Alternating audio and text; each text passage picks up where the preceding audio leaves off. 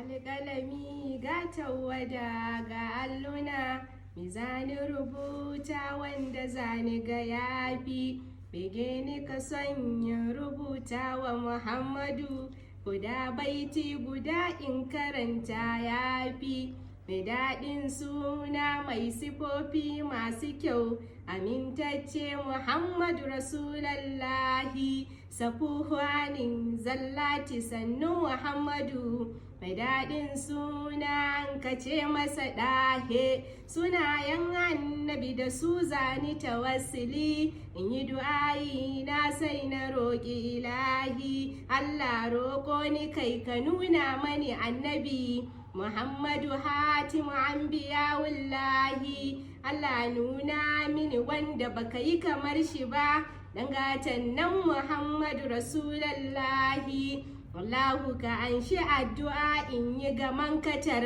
in sadu da ɗan gata Habibu